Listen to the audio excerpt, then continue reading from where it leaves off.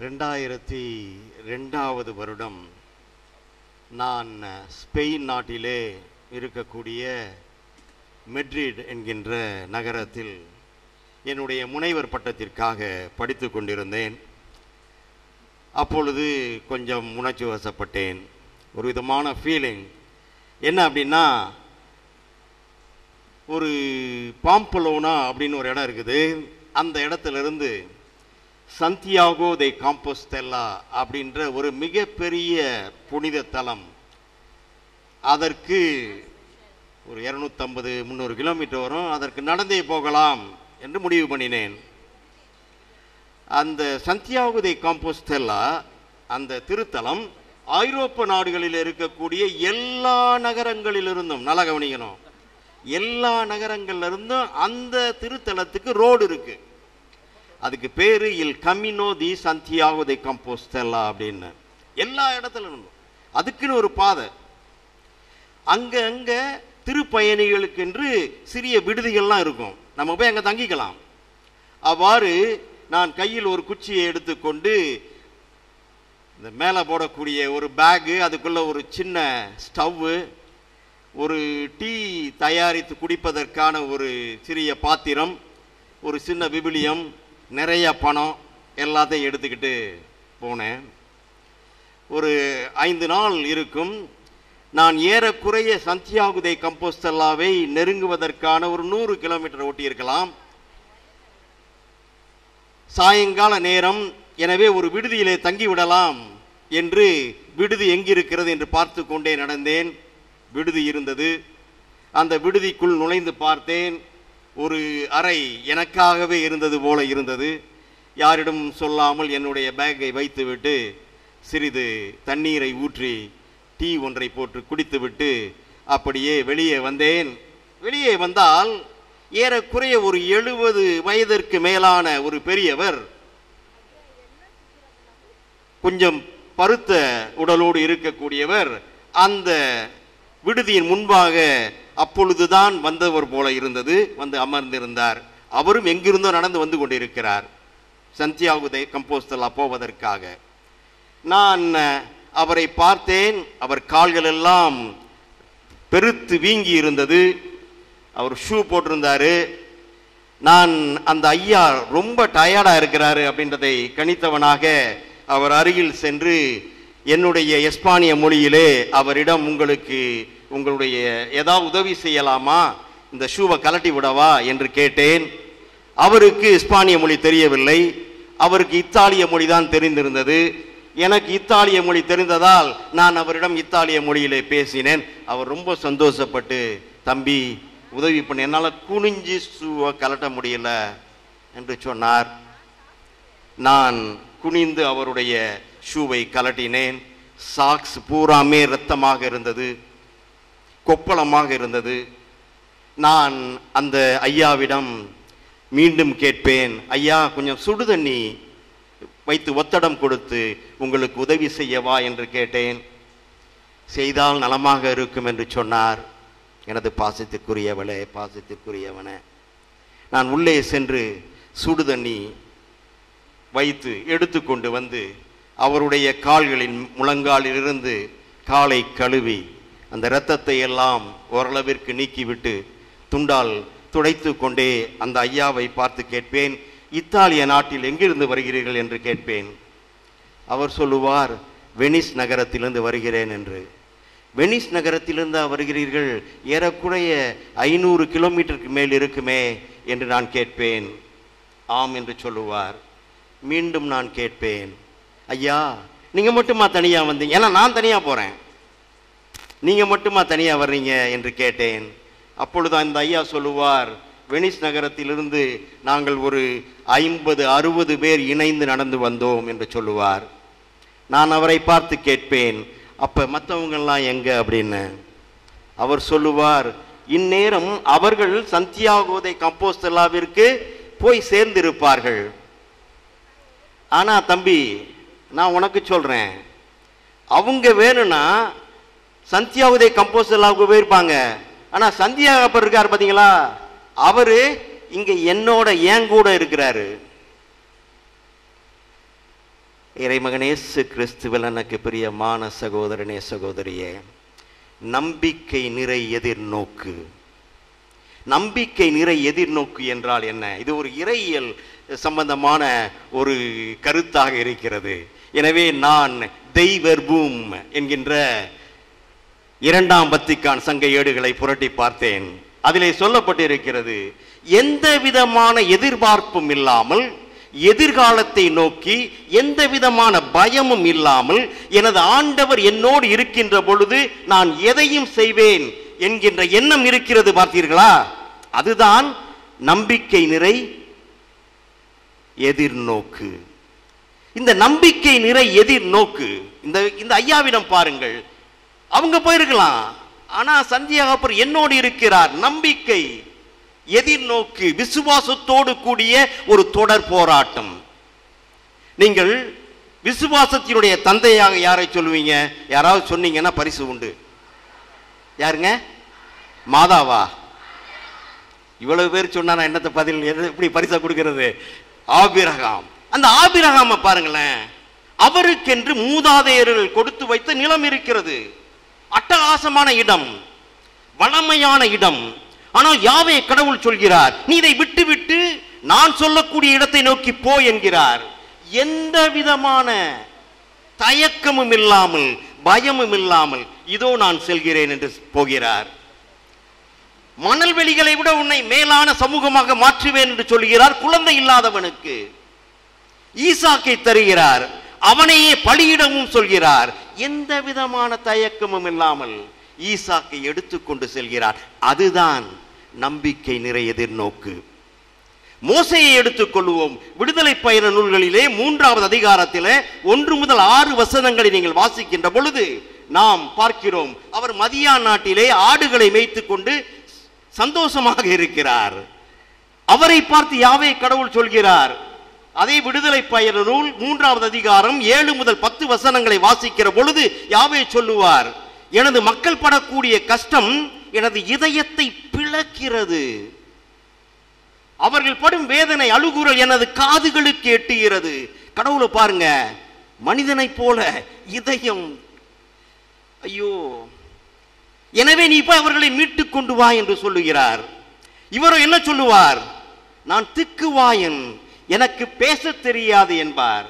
ஆனால் யாவே கடவுள், நீ போ, உன்னோடு கூட நான் இருக்கிறேன் என்று செல்கிறார், மீட்டுக் கொண்டு வருகிறார். எரேமியா புத்தகத்திலே 1வது அதிகாரத்திலே 4 முதல் 10 வசனங்களை நாம் வாசிக்கின்ற பொழுது எரேமியாவிடம் யாவே கடவுள் பேசுகிறார். நீ வா, என்னுடைய பணியை செய், நீ இறைவாக்கினனாக மாறிவிடு என்று சொல்லுவார். அப்பொழுது எரேமியா சொல்லுவான், நான் சிறு பையன், எனக்கு ஒன்றும் தெரியாது. யாவே கடவுள் சொல்லுவார், இடிக்கவும் தகர்க்கவும் நகர்த்தவும் எல்லாம் உனக்கு தான் செய்கின்றேன், எல்லா அதிகாரமும் வா என்பார். எரேமியா சொல்வான், இதோ. ஏசாயா திருப்புத்தகத்திலே 6வது அதிகாரத்திலே 1 முதல் 10 வசனங்களை நீங்கள் வாசிக்கின்ற பொழுது ஏசாயாவை பார்த்து யாவே கடவுள் சொல்லுவார், வா மகனே, என்னுடைய பணியை நீ செய் என்று ஏசாயா சொல்லுவான். என்னை போல நானோ அசுத்த உதடுகளை கொண்டவன், உமது வார்த்தைகளை சொல்வதற்கு எனக்கு அருகதை இல்லை. யாவே கடவுள் அவனை பார்த்து சொல்லுவார், தீப்பிழம்பால் உனது நாவை நான் சுட்டு எரிக்க நீ நலமாக மாறி எனது வார்த்தையை போதிப்பாய் என்று. இதோ வருகிறேன் என்று சொல்லுவார். புதிய ஏற்பாட்டிலே நாம் எல்லாம் வணங்கக்கூடிய நமது அன்னையை நோக்கி கபிரியேல் தூதர் வருகிறார். வந்தவர் கேட்கிறார், கடவுளுடைய மகனை நீ தாங்குவாயா என்று. குழப்பம் இருந்தாலும் கூட முடிவிலே லூக்கா நற்செய்தி 1வது அதிகாரத்திலே 38வது வசனத்தில் சொல்வது போல, இதோ உமது அடிமை, உமது வார்த்தையின்படி எனக்கு ஆகட்டும் என்று எந்த விதமான தயக்கமும் இல்லாமல், பயமும் இல்லாமல் கடவுளுடைய விருப்பத்தை நிறைவேற்றுவதற்கு தயாராக இருக்கிறாளே அன்னை மரியா. அவளே நம்பிக்கை நிறை எதிர்நோக்கினுடைய முழு உருவமாக இருக்கிறார். The personification of the hope filled with faith, the total personification. இறைமகன் இயேசு கிறிஸ்துவில் எனக்கு பிரியமான சகோதரனே சகோதரியே, அன்னை மரியா தொடர்ந்து கடவுளுடைய விருப்பத்தை நிறைவேற்றக்கூடியவளாக வாழ்ந்து காட்டுகின்றார், ஒரு நல்ல சீடத்தியாக. மத்தேயு நற்செய்தி இன்றைய நாம் வாசித்தோம். யாராவது கரெக்டாக அந்த சாப்டரும் அந்த வார்த்தைகளையும் சொன்னீங்கன்னா அவங்களுக்கு பரிசு உண்டு. மத்தேயு நற்செய்தி கரெக்டாக சொல்லணும்.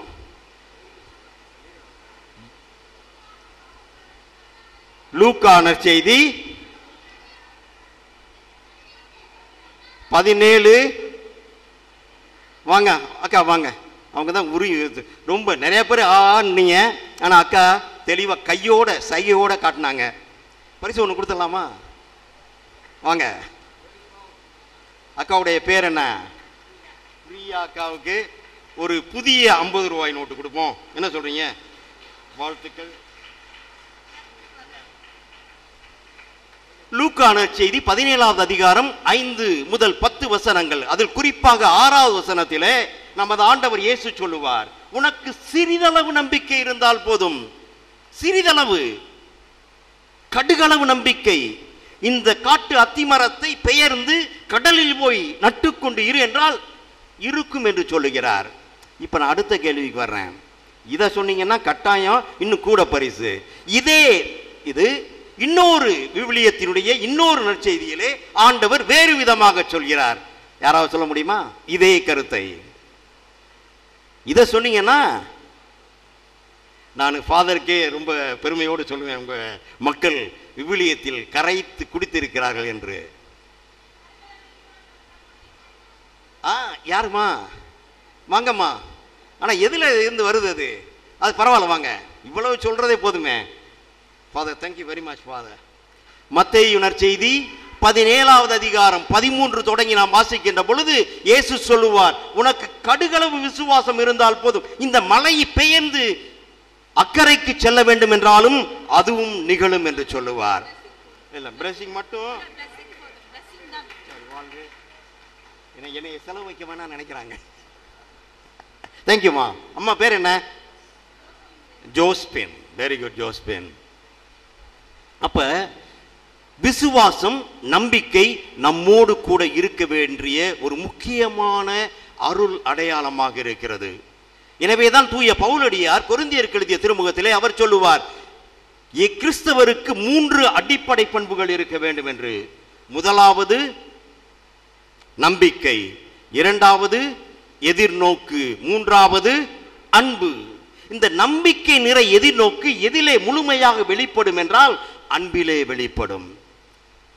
அதனால்தான் ஏசாயா திருப்புத்தகத்திலே 43வது அதிகாரத்தில் 1 முதல் 5 வசனங்களை நாம் வாசிக்கின்ற பொழுது யாவே சொல்லுவார், உன்னை நான் எனது உள்ளங்கையிலே பொறித்து வைத்திருக்கிறேன், உனக்காக நான் எல்லாவற்றையும் விற்று விடுகிறேன், நீ எனக்கு பிரியமானவன் பிரியமானவள் என்று.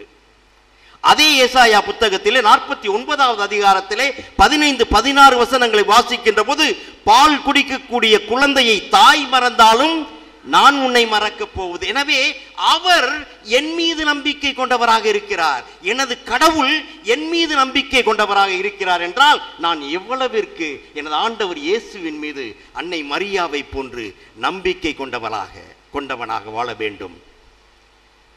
1519வது வருடம், இது வரலாற்றில் நடந்த நிகழ்வு. ஸ்பெயின் நாட்டிலிருந்து அந்த இளவரசர், அவருடைய பெயர் ஃபெர்டினாண்ட், அவர் கடல் வழி மார்க்கமாக இந்தியாவை வந்து அடைய வேண்டும் என்று கிளம்புகிறார்கள். வாஸ்கோடகாமா, கொலம்பஸ், இப்படி நிறைய பேர் வந்தாங்க இந்தியாவுக்கு என்று. ஆனால் கடலில் எந்த பக்கம் செல்கிறது என்றே தெரியவில்லை. கடைசியாக அவர்கள் போய் சேர்ந்த இடம் லத்தீன் அமெரிக்காவில் இருக்கக்கூடிய கொலம்பியா நாடு. அங்க போய் சேர்றாங்க. கடற்கரையில் இருந்து தங்களுடைய கப்பலை விட்டு இறங்கியவர்கள் எல்லோரும் உள்ளே செல்வதற்காக முனைகின்ற பொழுது ஃபெர்டினாண்ட் கூப்பிட்டு முக்கியமான ஆளெல்லாம் கூப்பிட்டு, இந்த கப்பலை உடைத்து எரித்து விடுங்கள். என்னவா? உடைத்து எரித்து விடுங்கள் என்று சொல்லுவான். அப்ப மற்றவங்களும் கேட்கிறாங்க, ஐயோ பழையபடி திரும்பி போகணுமே என்று. கடவுள் விரும்பினால் நாம் திரும்பி போவோம், இல்லையே இங்கேயே இருப்போம் என்று எரித்து விடுகிறான். எஸ்பானிய நாட்டினுடைய கொடிகட்டி பறந்த இடம் ஒன்று கொலம்பியாவாக பிற்காலத்திலே மாறிவிடுகிறது. எப்பொழுது நாம் எனது என்னுடைய என்கின்ற வலைக்குள்ளே சிக்கிக் கொள்கின்றோமோ அப்பொழுது நாம் நம்பிக்கையை இழந்து விடுகிறோம். மார்க் நற்செய்தியில 4வது அதிகாரத்தில் 35 முதல் 41 வசனங்களை நாம் வாசிக்கின்ற பொழுது அருமையான பகுதி. இயேசு மக்கள் கூட்டத்தை எல்லாம் பார்த்து எல்லாருக்கும் கொடுத்து விட்டு சீடர்களை பார்த்து, வாருங்கள் நாம் அக்கறைக்கு போவோம் என்று சொல்லுவார். அவர்கள் அக்கறைக்கு போகிறார்கள். இயேசு கொஞ்சம் டயர்ட் ஆயிட்டாரு, அதனால படுத்துட்டாரு. கொஞ்ச நேரம் கடல்ல போயிட்டு இருக்கிறாங்க. பார்த்தீங்கன்னா பெரும் புயல். மார்க் நற்செய்தி மிக மிக அருமையாக சொல்கிறது. இயேசு தலையணை வைத்து உறங்கிக் கொண்டிருந்தார். எனது ஆண்டவர் எந்த விதமான பயமும் கிடையாது. அவர் எல்லாம் அறிந்தவர். தலையணை வைத்து உறங்கிக் கொண்டிருக்கிறார். அப்பொழுது சீடர்கள் எல்லாம் பயந்தடித்து கொண்டு வந்து ஆண்டவரை எழுப்பி, ஆண்டவரே நாங்கள் சாக கிடக்கிறோமே, நீர் பாட்டு இப்படி உறங்கிக் கொண்டிருக்கிறீரே என்று. ஆண்டவர் அவர்களுக்கு ஒன்றும் சொல்லவில்லை. எழுந்து காற்றையும் கடலையும் கடிந்து கொள்கிறார். அடங்கி போகிறது. அதன் பின்பு சீடர்களை பார்த்து, why do you have afraid, fear? ஏன் அஞ்சுகிறீர்கள்? இன்னும் கூட உங்களுக்கு நம்பிக்கை இல்லையா? அதான் அங்க முக்கியமான வசனம். இன்னும் கடவுளுடைய மகன் மீது நம்பிக்கை இல்லையா?